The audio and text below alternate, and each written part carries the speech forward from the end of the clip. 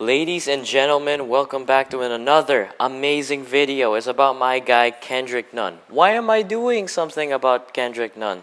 Now, I want to show you guys the journey that he had to go through in high school, college, in the G League, then hop into the NBA. Now, this guy was one of the biggest reasons why Miami went this far into the playoffs. I mean, no one expected them to wipe out the Greek Freak. The Greek Freak of all people. Miami stopped them. Not only because of Butler, because of Hero, because of Duncan Robinson, but Nunn. Nunn is powerful off the bench. If he's vital in a starting lineup, he will be even better off the bench. Honestly. Like for now. I'm not saying that he'll never become a starter, but he should be benched for now because he's already amazing.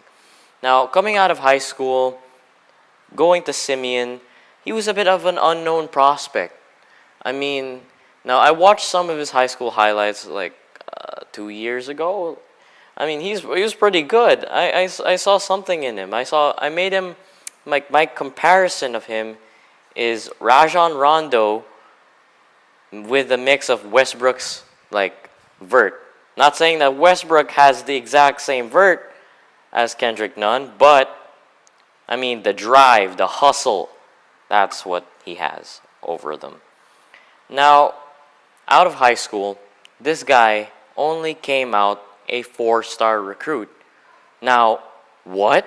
A 4-star recruit?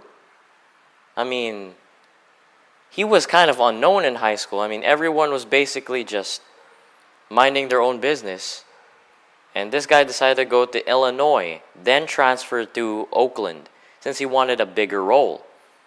Now, I'm particularly impressed that how can he be a 4-star recruit, but not get offers for some of the best programs in the country? I mean, I've seen like people that are 3 stars, 2 stars get better offers. But why not Nunn? Now, Nunn got none in terms of offers. I mean, he got a couple of Division I offers, but not great, like University of Milwaukee, University of Oakland, and he got Illinois. So after Illinois, he decided to transfer to Oakland. Why? He wanted a bigger role. I mean, Oakland is a smaller school, but he wanted a big role. I mean, who wouldn't want a bigger role in the end of the day? But that didn't really serve him as a basketball player, because like he became even more unknown. I mean, he played in the he played in a pretty unknown league. I think it's a super college league, which included Milwaukee, Oakland, and a couple of other like colleges. It was D1, but it wasn't D1.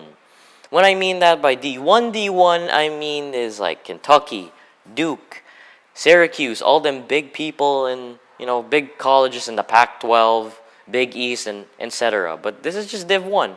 Doesn't mean you're Div 1. Doesn't mean that you're going to be automatically drafted. I mean, this guy just had the wrong exposure. That was all. And after college, he just hanged out in the summer league. He played really well in the summer league. I mean, he had no choice at the end of the day since his name wasn't called in the 2017 NBA draft. So the only team that really believed in him was the Golden State Warriors. And he was dropping 20 bomb after 20 bomb after 20 bomb. Now, sorry I can't show you some of his footage from his summer league, or else I'm going to get a copyright strike, if you guys don't mind. But he did extremely well. But after that, the Warriors really wanted him to be signed in their team. I mean, he's not going to play at all, but he'll be signed. But they just gave him another offer. Okay, if we are not going to play you a lot, let me just place you in the Santa Cruz Warriors. Now, you guys might have not known the Santa Cruz Warriors because they are the G League affiliate. Now, many great players have surpassed the Santa Cruz Warriors, like Seth Curry, the brother of Steph Curry. You got Michael Thompson, the brother of Klay Thompson, and many more to come. And I think Jeremy Lin played there for a bit. Like, I think 1 or 2 or 3 games. I don't really remember. Because, like, Jeremy just bounced from Reno to, I don't know, basically Sacramento and California, like, all the way back. But you see the gradual improvement that happened to Kendrick Nunn. I mean, he was great, but he wasn't great. I mean, there would be games that he'd pull off for like 20 points, then another game he'll pull off for 6 points. I mean, he's very inconsistent.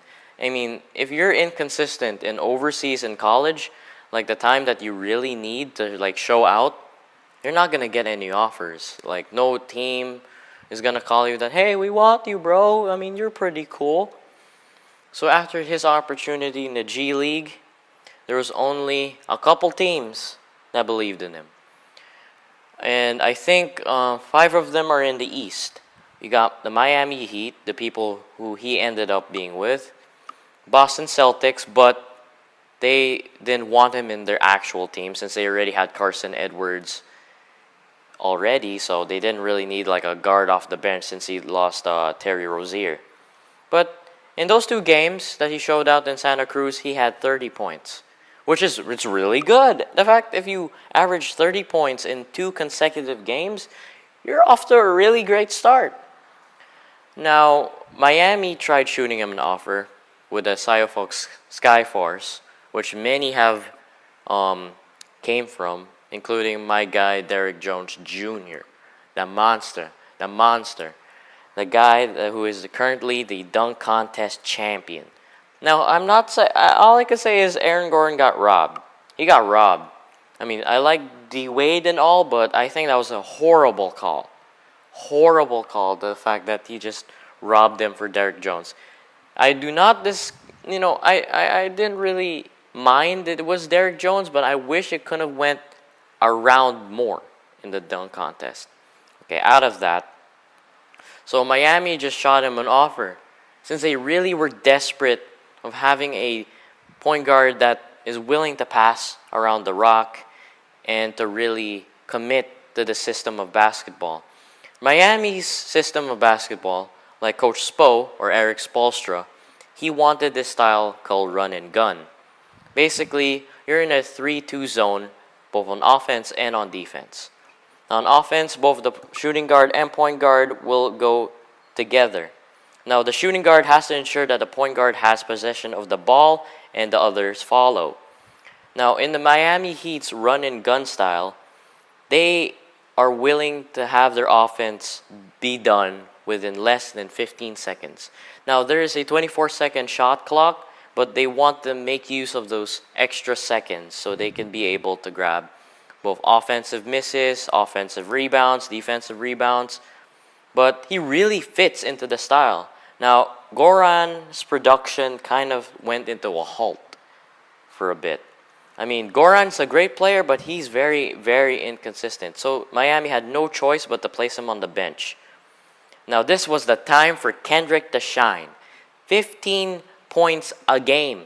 And this was his first year. I mean, he was competing against Ja Morant, Zion Williamson for the Rookie of the Year. Now, in a couple of rankings, Ja was number 1, Zion was number 2, and then Nunn at number 3. I mean, he has the record for, I think, most points consecutively scored by an undrafted player. That's really impressive.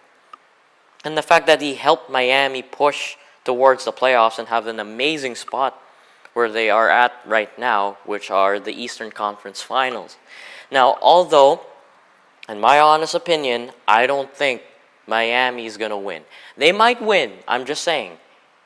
Boston, I definitely think, will win within 6 games. 6 to 7 games at least. I mean, both of these teams are both solid on and off the bench. I mean, you got guys like Bam Bam Adebayo, who is basically, I think, the new age Chris Bosh. Then you got my guy, the myth, the legend, Derrick Jones Jr., the bouncing freak. And you got Mr. Tiki Mask and sneaker free agent, my guy, Jimmy Butler. You got Tyler Hero off the bench, and then you got Duncan Robinson. Basically the new age Splash Brothers. And Myers Leonard. I mean, Myers Leonard had decent numbers in Portland, but he's better utilized in the Miami Heat's run and gun offense. Now, Dunn just proved really worthy that he was part of South Beach, man. So, instead of placing him in the G League, Miami said, you know what, we need a really good guard that can really help us cater to Goran's situation. I mean, Goran has been suffering ankle injuries, knee injuries, and a lot of injuries revolving around his leg. So they needed Dunn to lead the charge. I mean, Dunn started going off in the regular season, but he's a good spark off the bench. I mean, he generally smoked the Indiana Pacers. Not on his own, obviously, but he smoked them. I mean, Indiana had no one to guard him. Yes, you got the Holiday brothers. You got Aaron Holiday, and you got Justin Holiday. But in history, I mean, Aaron is not that good of a defender.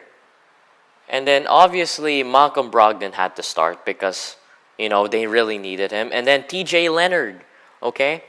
Well, I'm not calling him TJ Warren because he's playing like Kawhi Leonard. That's why. TJ Leonard, because he got the braids too. But other than that, Dunn was a massive part of Miami's hustle past the first and second round. I mean, if you take down the Bucks, that's a lot to say, bruh. I can't wait to see more of this beautiful team. And if you guys want more, comment and like down below if you want more people that are in the playoffs, and I'll show you what their role is. Now, it's a bit of a short video, but short and sweet. I want you guys to watch the playoffs, alright? Alright, see you. Good night. Hope you enjoy. Good night. Stay golden.